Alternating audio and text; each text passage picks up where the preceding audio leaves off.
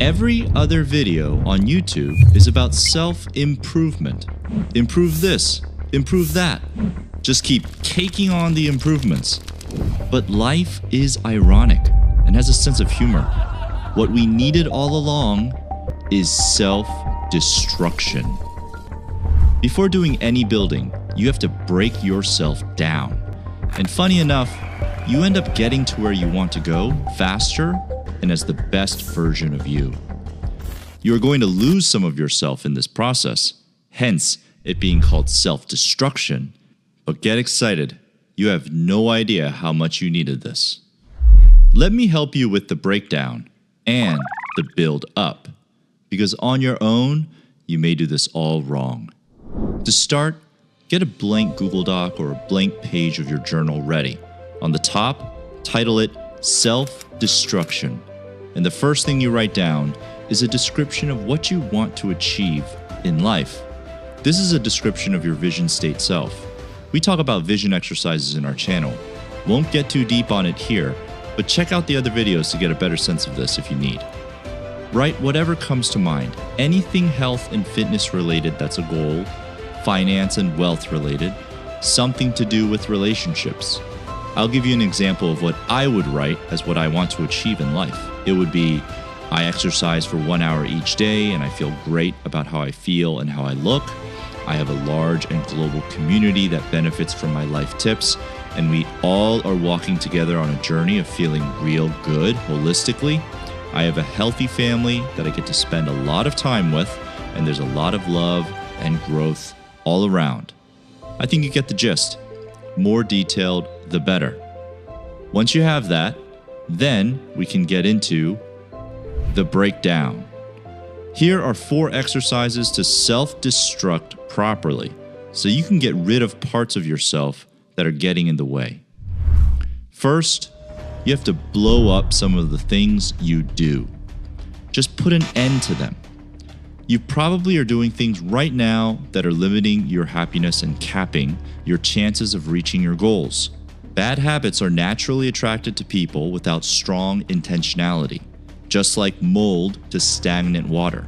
So even if you don't think you have bad habits, it's most likely that you do. Think about what you do every day, starting from waking up, then what you do every moment onwards. What are the things that aren't good for you and get in the way? Write those down. Some examples would be not waking up at a decent hour, not brushing your teeth, eating suboptimal food for breakfast, not getting at least a little bit of sun to start the day, not exercising at all throughout the day, etc., etc. Keep the list a living list and add to it as you think of stuff. This exercise might take a few days, since you'll need to think hard and be honest with yourself to identify things you do that you think are not helping you. And there may be things that you do less frequently, such as drink heavily with friends every now and then. These things should be listed as well if you think they are slowing you down. Second, you have to destroy some relationships. Some people that are in your circles or have access to you regularly are directly or indirectly pulling you down and preventing you from achieving what you need to. Doing an honest gut check of who is good for you and who is not is one of the healthiest things you can do for yourself and for your goals.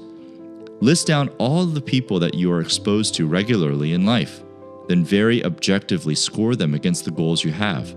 Is your friend Kyle a positive or negative force when it comes to you and your fitness goals? Is your brother Jake a positive or negative force when it comes to your financial goals? One by one, go through and assess their contribution to your life goals. It's a cold process, but some of the most valuable activities for you and your life are just straight, cold, and ruthless. If you're not going to be honest with yourself, then you're lost. Shake it off and do the diligence. You might feel some emotions arise and you may hear your mind say to you, "How could you judge your friend like that?" You have to just let your mind throw thoughts at you in resistance to your positive change, because that's what it is designed to do. It resists any change with negative thoughts. The truth is, this doesn't mean you have to completely end relationships, but as long as you know how certain relationships help or hurt you, you can manage them carefully. And your positive progress can ultimately help the people in your circles to be inspired for positive change as well. All worthwhile things in this world are uncomfortable and require effort. Third, you have to eliminate certain spending habits. What you pay for, what you buy, drives a lot of your progress, especially with your finances. Getting honest with your spending and eliminating all of the unnecessary and bad spending will establish a strong foundation for wealth and good habits. Write down everything that you spend money on. Look through your credit card history, your bank account history, and write down purchase activities that are common. You might see that you buy on average 1 coffee outside each day, and you usually buy food delivery for dinner. And you spend $200 on alcohol at the bar each week, and you pay Uber roughly $100 each weekend as well. These are just a few examples, but they will reveal a lot of your approach to life. You'll have to go through the expenses you've identified and identify which ones you feel you don't need. Then you determine the replacements that would remove those expenses. Instead of buying coffee outside, buy a thermos and brew coffee at home, then carry coffee with you in the thermos. Instead of taking the Uber so much, figure out how to take public transportation or establish a system with your friends to have one person be the designated driver each night out and take turns. Outlining your life in terms of where you spend money will make change very actionable, and you'll feel really good when you see your hard-earned money not burn away so quickly. This will set up a lot of new opportunities for your saved money, which we talk about in this channel, so subscribe so you can get notified of more videos with more tips. And fourth, you have to eviscerate some of who you are. This part is a bit more intangible, and it requires an exploration into your psyche and your personality. Some people will protest at this and say that whoever you are is perfect and you shouldn't change who you are. Those people need to calm down. Yeah, you are exactly who you need to be, and that comes with it working on yourself, destroying yourself, then building yourself back up. That's a part of the game. Resting on who you are and being lazy about changing things is a pretty lame excuse. So destroying some of who you are starts with identifying characteristics of yourself that you think are getting in the way. Again, write them down. Are you afraid? What are you afraid of specifically? Do you delay things a lot? Are you fairly positive or are you negative? If you have a trustworthy friend, maybe you can ask them what they think about you, and you can determine if any of those traits are helpful or hurtful to your purposes. Then you write down declarations that you will not be the things you want to stop being. I will not be as negative as I usually am. I will not procrastinate as much as I do. I will not be afraid of things that can help me progress towards my goals. Through this, you will have done a fairly good job of destroying yourself. Self-destruction at its finest, and with you remaining as only a fraction of what you once were. It's time for the next stage. The build-up. Here are 4 exercises that will help you fill those holes left from the destruction that will rebuild yourself into a machine that will more efficiently get you to your goals. Continue writing in the Google Doc or journal pages, but now title this section as The Build-Up and prepare to do 4 separate thought exercises. You'll recognize there is a pattern here. First, you have to start doing certain things. Write down certain behaviors and activities that you can add to your current life that will help you move towards your vision of yourself that you wrote about at the beginning of this exercise. Think about smaller things that you can add into your daily habits that address each of your major goals. For fitness or health-related goals, decide to wake up at a certain time and eat leafy greens followed by 2 eggs for breakfast every single day. And commit to joining an exercise class at least 3 times a week. For wealth goals, commit to opening up a high-yield savings account and automatically deposit a few $100s a month. And also open a brokerage account and automatically deposit a certain amount each month. Also commit to learning a new skill or joining a meetup on a topic that is a part of your life vision. Write down all of the behaviors that you think will help you get there.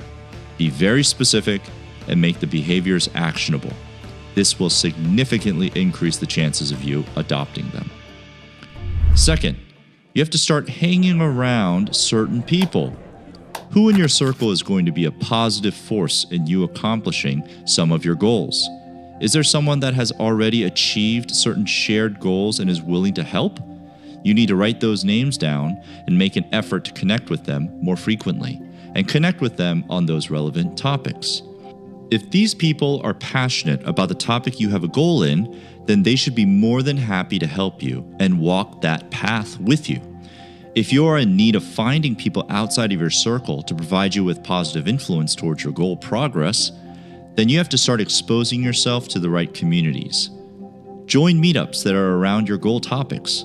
Look around on LinkedIn or Instagram to find people that seem to have accomplished some of your key goals.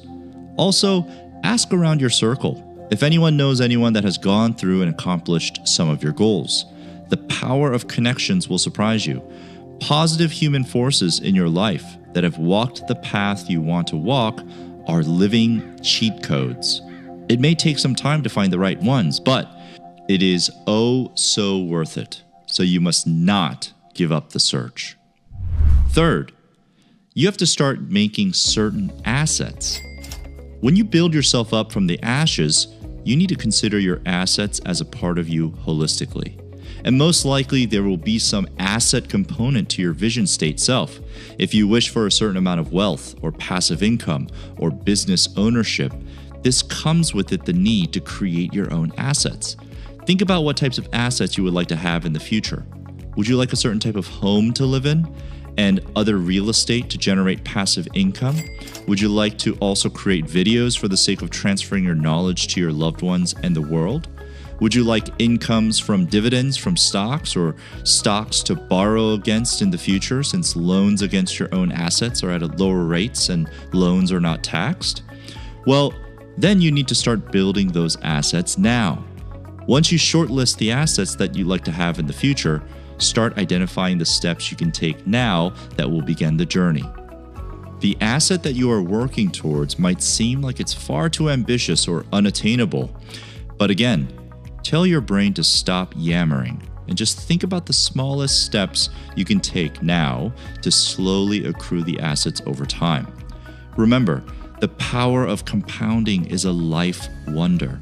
And if you improve on your efforts and contribution 1% a day or even a week, what you have will be shocking in the matter of a few years. To help you with kickstarting your assets, I have some non-sponsored referral links in the description and a full related video as a recommended one at the end of this. Fourth, you have to start becoming certain things. What are the characteristics of a person that will obtain your goals with more speed? Write those down. Staying positive, working diligently, staying humble, staying curious, enjoying the pain of growth, never giving up, never delaying. These are just a few examples. Select the traits that you really believe will help you accomplish your life ambitions. Then start thinking of small actions you could take that would help you embody those characteristics in your day-to-day. For example, let's say for the characteristic of staying positive, put a jar on your desk, and whenever you say something negative through the day, deposit $1 in the jar. Or write on a piece of paper, "I am a positive person," and post it up in the bathroom where you will see it every day.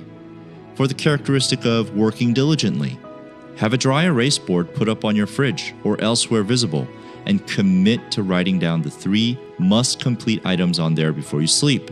And as you accomplish those tasks, cross them out. Establish some systems in place to help you immerse in these micro behaviors that should lead to you adopting the larger behaviors naturally in your life. Train yourself like you were a computer. We are all programmable through intentionally placed systems.